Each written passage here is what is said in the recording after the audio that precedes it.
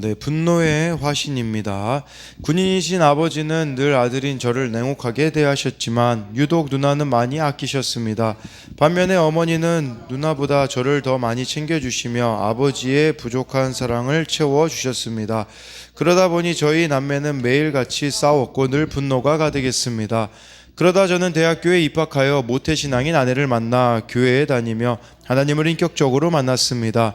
예수님에 대해 알아가면서 주신 계명들을 지키려 노력했지만 그중 원수를 사랑하라는 말씀은 제게 너무 먼 이야기였습니다.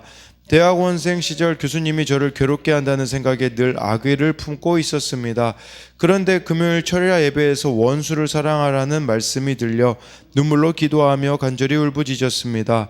예배가 끝나고는 원수를 사랑할 수 있을 것 같은 은혜의 마음을 갖게 되었습니다. 그런데 집으로 가던 저는 신호를 위반한 버스에 치일 뻔한 일을 당했습니다. 화가 난 저는 버스를 멈춰 세우고 눈에 쌍심시를 켠 채 기사님께 온갖 욕을 하다 결국 사과를 받아낸 뒤 분이 풀렸습니다. 그렇게 한바탕 하고 오는 길에 제 마음이 무너져 내렸습니다. 원수를 사랑하는 말씀을 붙들고 기도하던 저에게 하나님이 기도 응답으로 원수를 사랑할 기회를 주셨는데 저는 바로 원수를 죽이고자 했습니다. 은혜가 아니면 단 10분도 죄와 분노를 다스리지 못하는 나약한 존재임이 깨달아져 눈물로 회개했습니다. 여전히 분노를 잘 다스리지 못하는 저를 위해서 하나님은 마흔이라는 이른 나이에 협심증을 허락하셨습니다. 처음에는 이해가 되지 않았지만 혈기를 잘 다스리라는 사랑의 경고로 받아들여져 감사할 수 있었습니다. 예배와 공동체 모임을 회복하면서 분노한 횟수가 차츰 줄어들었습니다. 10여 년 전에 저의 기도를 잊지 않으시고 예배와 말씀 그리고 협심증 사건으로 원수를 사랑하라는 말씀에 대한 저의 기도를 이루어 가신 하나님 감사합니다. 적용하기입니다. 부하 직원이 마음에 들지 않는 행동을 할 때 분노하지 않고 차분히 대응하겠습니다. 운전 중에 기분이 상해도 과도하게 경적을 울리거나 상향등을 켜지 않겠습니다. 네, 여기서 이 분노를 다스리라는 것으로 마흔의 협심증을 허락하셨다라고 하고 있잖아요. 그래서 정말 이렇게 이 예배와 공동체 모임을 회복하면서 분노하는 횟수도 이렇게 줄어들고 있다라고 하고 있는 것처럼 우리들의 삶에 일어나는 것은 다 우연이라는 것은 단 하나도 없음을 기억해야 합니다. 네, 오늘은 마태복음 5장 33절부터 48절까지인데요. 예수님이 바리새인과 서기관보다 나은 의, 어제 말씀은 세 가지가 있었고 또 오늘 말씀에도 이렇게 세 가지가 나와 있는데 근데 왜 우리가 이렇게 살아가야 되냐? 이것이 마지막 절에 보면 48절에 하나님의 온전하심을 닮아가는 것이기 때문이라고 볼 수 있고요. 그리고 이렇게 살아가는 것이 빛이고 소금의 삶이라는 것을 잊어서는 안 되는 겁니다. 그래서 33절에 보니까요. 또 옛사람에게 말한 바 헛맹세를 하지 말고 내 맹세한 것을 주께 지키라 하였다는 것을 너희가 들었으나 이 말씀의 배경은요. 레위기 19장 12절입니다. 너희는 내 이름으로 거짓 맹세함으로 내 하나님의 이름을 욕되게 하지 말라. 나는 여호와이니라 라고 해서요. 네 번째로 정말 이렇게 맹세에 대한 부분을 예수님께서는 말씀을 하시는데요. 그렇다면 질문이 있는 거죠. 왜 사람은 맹세할까요? 자신이 없기 때문에 어떤 신뢰의 근거를 대기 위하여서 맹세를 한다라는 거예요. 예수님은 이 말씀을 가지고 34절부터 36절에 이렇게 말씀하세요. 나는 너희에게 이르노니 도무지 맹세하지 말지니 하늘로도 하지 말라. 이는 하나님의 보좌임이요 땅으로도 하지 말라. 이는 하나님의 발등상임이요 예루살렘으로 하지 말라. 이는 큰 임금의 성임이요 36절에 내 머리로도 하지 말라. 이는 내가 한 터럭도 희고 검게 할 수 없음이라 라고 해서요. 하늘, 땅, 예루살렘, 머리는 그 당시 유대인들이 실제로 사용했던 맹세의 수단이었다고 하더라고요. 그러니까 진실을 입증할 목적으로 하나님을 이용하지 말라는 것입니다. 근데요, 이 맹세가 왜 필요합니까? 다른 의미로 말하자면 진실성을 의심받고 있는 거예요, 이 사람이. 그러니까 맹세 없이도 상대방에게 충분히 신뢰받을 수 있는 삶을 살아야 하는데 그게 안 되니 이렇게 자꾸 맹세를 남발해서 신뢰를 얻으려고 하는 것이죠. 왜 이런 헛맹세를 하겠습니까? 이 헛맹세의 근원은 자기 사랑에 있어요. 우리의 거짓된 모습을 숨기고자 맹세를 하고 있는 거예요. 이런 헛맹세는 자기 사랑이라고 방금 말씀드렸잖아요. 또 한 가지 맹세가 있는데 진짜 맹세라는 게 있어요. 진짜 맹세는 뭐냐면 믿음이 좋아 보이려고 이렇게 하는 거예요. 뭐 성경에서 보자면 입다가 그랬죠. 막 전쟁에서 막 이기고 싶으니까 이 전쟁에서 이기면 처음 마중 나온 사람을 하나님 앞에 바치겠다라고 말하는 이런 모습이 있는 거죠. 이것은 흥정이죠, 흥정. 그러니까 우리가 이 진짜 맹세는 이런 거예요. 하나님, 저 이거 해주시면 이거 할게요 라는 것들이 있잖아요. 흥정하기 위함인 것이죠. 그러나 36절은 우리에게 뭐라고 말씀해 주고 있습니까? 내 머리로도 하지 말라 한토록도 희고 검게 할 수 없다라는 것은 무슨 말이겠어요? 머리카락 하나조차도 내 마음대로 할 수 없는 자들이 바로 우리들이라는 거예요. 오늘 우리가 막 그렇게 자기 확신에 차서 맹세해도 내일 지키지 못하는 자들이 우리들이기 때문에, 내일 일을 모르는 존재이기 때문에 맹세를 하지 말라고 말씀해 주고 있는 것이죠. 그래서 이것에 대한 적용 질문은 나의 거짓을 감추고자 헛맹세를 하고 있지는 않습니까? 또는 믿음이 좋아 보이려고 진짜 맹세를 하고 있지는 않습니까? 근데 진짜 이렇게 기도가 응답되었을 때 맹세를 지키지 않는 사람들이 참 너무 많죠. 그리고요, 또 한 가지는 내 머리카락 하나도 마음대로 할 수 없는 인간이라는 것을 알고 있습니까? 그래서 맹세에 대해서 예수님이 뭐라고 말씀하시냐면요, 37절에 오직 너의 말은 옳다 옳다 아니라 아니라 하라, 이에서 지나는 것은 악으로부터 나느니라 라고 말씀해 주고 있어요. 무슨 말이냐면 한 말은 무슨 말이든지 지킬 수 있어야 된다라는 거죠. 더 구체적으로 말하자면 쉽게 말해서는 안 된다라는 것이에요. 그리고 여기서 옳다 옳다 아니다 아니다라는 말은요, 진실함과 정직한 삶의 자세로 살아가라는 겁니다. 그러니까 이렇게 내가 옳다고 말했으면 옳은 것이 되도록 살고, 아니다라고 말했으면 정말 아닌 것이 되게 살면 된다라는 것을 말씀해 주고 있어요. 더 구체적으로 말하자면 하나님과 이웃들에게 믿을 만한 사람이 되어야 된다라는 거예요. 왜 그러냐면요, 세상 사람이 나를 신뢰하지 않으면 당연히 내가 믿는, 내가 전하는 예수님도 신뢰하지 않을 거라는 것이에요. 그러니까 이걸 더 구체적으로 말하자면 누가 나를 비판할 때 맞습니다 라고 인정하는 거 여러분 쉽습니까? 누가 나에게 이런 것들 지적했을 때 자기 변명을 늘어놓지 말고 옳다고 이야기하라는 거예요. 너무 탐나는 것으로 나를 유혹할 때는 아니요 라고 말할 수 있어야 한다라는 것이에요.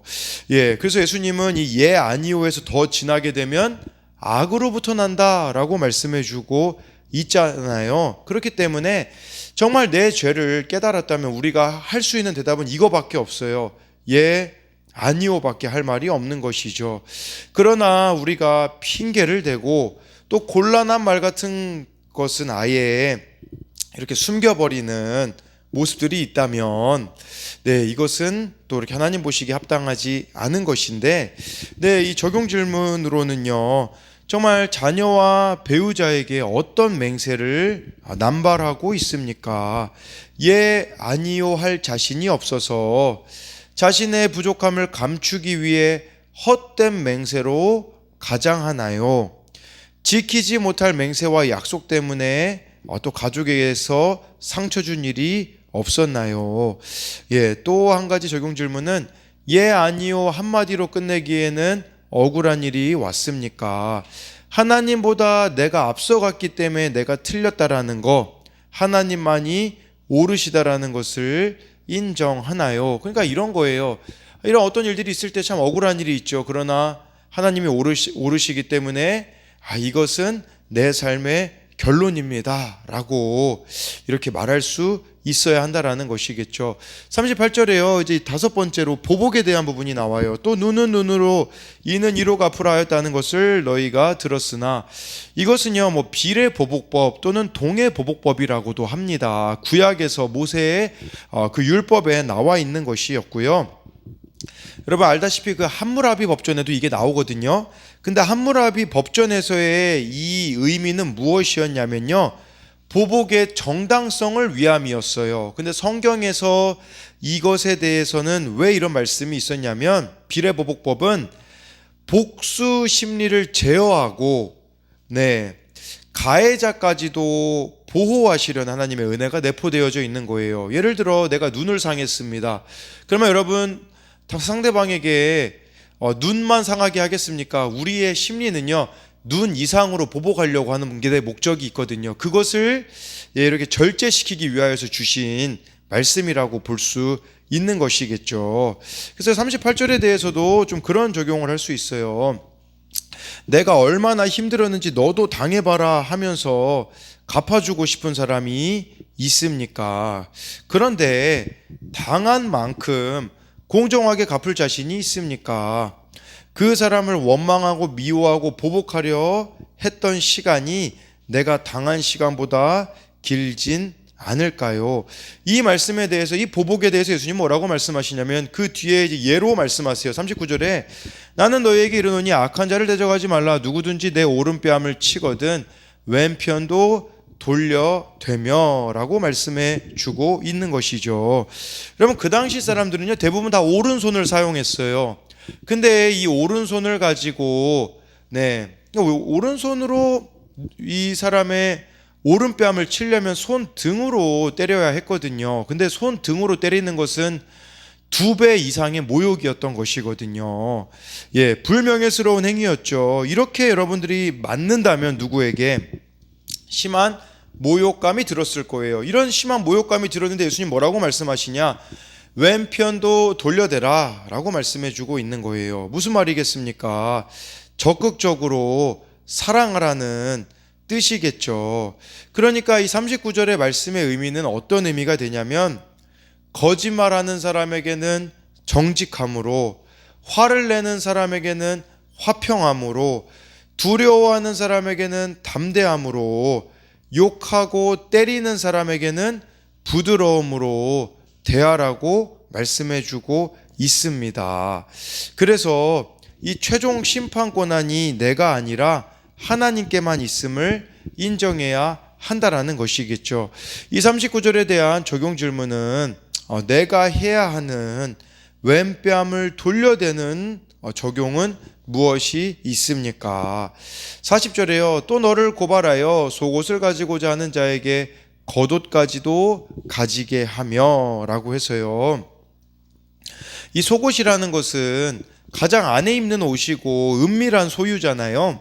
근데 이 속옷을 내어주는 것은 자신의 은밀한 부분을 공개하는 것처럼 어려운 일이에요. 근데 겉옷까지도 주라고 예수님은 말씀하세요. 그러니까 이것은 무엇을 말하는 것이냐면요, 인간으로서 우리가 그만큼 수치스러운 상황에 처할지라도 저항하지 않는 태도를 가져야 한다라는 것이죠. 근데요, 이거 쉽지 않겠죠. 내가 이렇게 수치를 당했는데 어떻게 저항하지 않을 수 있어 생각할 수 있는데, 근데 여기 숨겨져 있는 것은 무엇이냐면, 하나님께서 겉옷까지 주시라는 것은 자신이 있으셔서 하시는 말씀이에요. 하나님의 자신감을 믿어야 됩니다. 우리는 근자감이라고 해서 근거 없는 자신감을 가지고 있잖아요. 근데 하나님은 자신이 있으셔서 정말 이렇게 하나님의 이런 말씀대로 살아갈 때에 하나님께서 어떻게 인도하시는지 보라는 것이겠죠. 41절 말씀에 보니까요, 또 누구든지 너로 억지로 우리를 가게 하거든 그 사람과 심리를 동행하고, 로마 사회였잖아요. 그 당시에 로마가 많은 나라들을 식민지로 삼았기 때문에 식민지 국가에 이런 법을 제정했어요. 군인이 막 어떤 물건을 들고 갈 때 힘들면 아무나 붙잡아 가지고요 올이 갈 수 있도록 법안을 만들어 놨거든요. 그래서 예수님이 그 십자가 지실 때도 구레네 사람 그 시몬을 시킨 이유도 이것 때문이거든요. 올이라면 1.5km입니다. 근데 예수님께서 뭐라고 말씀하시냐면 로마가 정해놓은 법 그 이상의 이런 권리 포기를 보여주라는 거예요. 남의 필요를 먼저 생각하라는 것이죠. 근데요, 여러분, 이 오리가 1.5km 누군가에게는 긴 거리일 수 있겠지만 사실은 1.5km는 짧은 거리가 아니겠습니까? 이 김양재 목사님이 이 오리를 억지로 오리를 가지고서는 이런 말씀을 하시더라고요. 원래 자신은 피아노로 교수가 되고 싶었는데 하나님은 억지로 걸레질을 하게 하셨고 남편을 통해 억지로 집에만 있게 하셨고 외식하러 가다가도 남편이 기분이 나빠지면 다시 집에 들어가서 밥하라고 하는 억지를 당하게 하셨고 돈 10,000원도 내 마음대로 쓰지 못하게 하셨고 때로는 부당해 보이는 요구에도 억지로 응하게 하셨다고 하더라고요. 근데 그렇게 하기 싫은 일을 억지로 13년 동안 하니까 어떻게 되었냐면 남편의 구원을 위해 죽으면 죽으리라는 마음이 되었다고 하더라고요. 여러분, 우리에게도 억지로 오리를 가게 하시는 일들이 있을 거예요. 근데 이것을 내가 불평하고 있다면 아직 천국이 임하지 않기 때문이다 라고 하시더라고요. 여러분, 왜 억지로 오리를 가게 하겠습니까? 그 억지로 이렇게 오리를 가는 적용들을 하다 보면 그 가운데에 구원이 목적이 된다라고 하시더라고요. 마찬가지로 솔직히 우리가 말씀대로 살아가는 거 이것도 억지로 오리를 가게 하는 게 아니겠습니까? 그러나 이렇게 갈 때에 우리의 삶의 목적이 구원이 되어지고 온전함이 목적이 된다라는 것입니다. 그래서 이것에 대한 적용 질문은 가정과 학교, 직장에서 상대방이 싫어하는 것을 내가 억지로 요구하는 것은 무엇입니까? 그러니까 내가 억지 부리고 있는 걸 말하는 거예요. 반대로 지금 내가 순종해야 하는 억지로 오리는 무엇이 있을까요? 구원을 위한 하나님의 목적임에 동의하시나요? 42절에 내게 꾸고자 하는 자에게 주며 구하는 자에게 주면 내게 꾸고자 하는 자에게 거절하지 말라라고 말씀해 주고 있어요. 여기서 초점은 나의 마땅한 권리보다 다른 사람의 필요를 먼저 고려하라는 말씀이에요. 43절에 또 내 이웃을 사랑하고 내 원수를 미워하라 하였다는 것을 너희가 들었으나, 이것은 6번째로 원수 사랑에 대한 부분이거든요. 이건 레위기 19장 18절에 나옵니다. 원수를 갚지 말며 동포를 원망하지 말며 내 이웃 사랑하기를 내 자신과 같이 사랑하라 나는 여호와이니라 라는 이 말씀을 예수님이 인용하신 거거든요. 근데 여기 43절에 내 원수를 미워하라는 말씀은 성경에 나와 있지 않아요. 이건 뭘 말하는 거냐면 이 레위기 19장 18절을 가지고 이 유대인들이 어떻게 생각했냐면 이 이웃의 범위를 동족에게만 적용을 했거든요. 그러다 보니 같은 유대인은 사랑하고 이방인들은 미워했던 그들의 삶의 태도를 예수님이 지적하시는 거예요. 이 말씀을 가지고서는 예수님이 44절에 이렇게 말씀하세요. 나는 너희에게 이르노니 너희 원수를 사랑하며 너희를 박해하는 자를 위하여 기도하라 라고 말씀해 주고 있는 것이죠. 근데요, 여기서 원수를 사랑하며, 이 사랑하다라는 게 동사거든요. 여러분, 사실 우리를 괴롭히는 사람, 우리 자존심을 짓밟는 사람, 미워하고 따돌리는 사람에게 복수하지 않고 가만히 있는 것도 힘든데, 예수님은 사랑하라고 나의 의지를 들여서 그들을 사랑하라는 것이죠. 근데요, 이거 우리의 노력으로 안 되는 걸 알기 때문에 여기서 이렇게 말씀하시잖아요. 너희를 박해하는 자를 위하여 기도하라. 이 기도하라가 초점이에요. 원수 사랑하라고 하는 거 부담스럽죠. 못합니다, 우리 힘으로. 그래서 기도하라고 하시는 거예요. 기도하면 내 힘으로 사랑할 수 없기 때문에 기도하라, 이렇게 말씀해 주고 있는 것이죠. 이렇게 기도하면 은혜를 부어 주셔서 가능하게 해 주시는 건데, 문제는 이 기도조차도 우리가 하고 싶어 하지 않는다면 아무런 변화가 일어날 수가 없는 것이죠. 근데 그걸 생각해 봐야 돼요. 내가 얼마나 하나님과 원수되었는가, 내가 얼마나 죄인인가 라는 것을 생각하면 남을 미워할 수가 없고, 그리고 또 한 가지는요, 하나님께서 포기하지 않은 영혼을 우리가 먼저 포기해서는 안 된다라는 것이에요. 44절에 대한 적용은 사랑할 수 없지만 사랑해야 하는 원수는 무엇입니까? 누구입니까? 45절에요. 이같이 한즉 하늘에 계신 너희 아버지의 아들이 되리니 이는 하나님이 그 해를 악인과 선인에게 비추시며 비를 의로운 자와 불의한 자에게 내려 주심이라. 이게 하나님의 성품이에요.